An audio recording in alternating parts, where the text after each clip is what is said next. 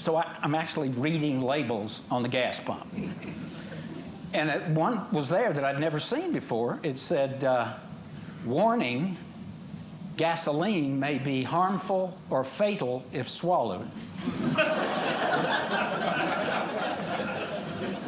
And I'm wondering if that sign is actually saving the lives of thousands of brain-dead goofballs every year. Because if you pull up to a gas pump because you're thirsty,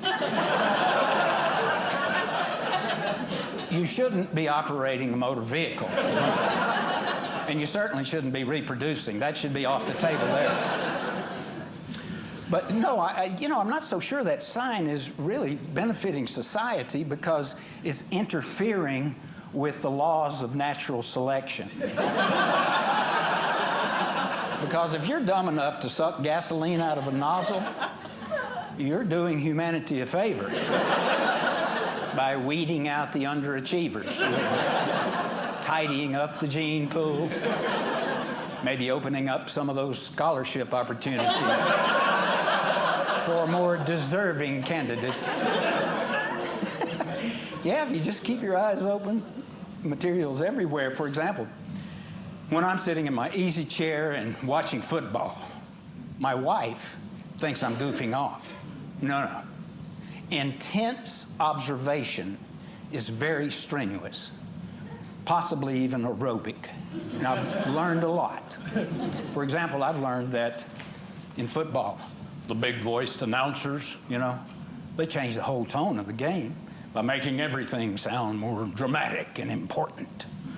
The big fullback slices over the left side, takes two tacklers with him, good second effort, gets him down close to the 38-yard line and a first down, but there's a flag on the play. Let's go down to the field to see what the infraction is. And then they zoom in on that ref on the field, and he turns on that microphone. The whole tone of the game can change just like that. Illegal hands to the face on the offense, number 59. It's a 10-yard penalty, still second down. Well, thank you, Goober Earl. Thanks for coming up from Hooterville to call the game for us. Yeah, what amazes me as a performer, these guys have a close-up and a microphone on national television, and they never take advantage of it. You would think. Every once in a while, you'd think they would, Holding on the offense, number 55. It's a 10-yard penalty. Happy birthday, Wileen. You steal my little sugar booger. I love you, sweet pea. Still second down. And they don't work all year. These referees, it's a short season, 5-6 months, something like that. They might figure out a way to make a couple of extra bucks,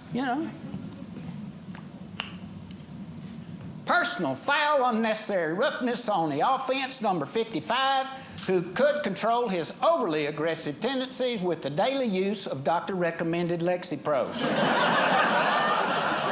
Take back your life with Lexapro, and who could get 15% or more off his car insurance with a 15-minute call to a lizard. Still second down. And then, guys, one day, one of these guys is just going to make history. He's going to go for it. They're going to play his clip for the next 30 years on special occasions. Illegal motion on the offense, number 79. It's a 5-yard penalty. I can no longer live a lie. I have to be who I am. You can dance, you can jive, having the time of your life. See that girl, watch the scene, dig in the dancing queen.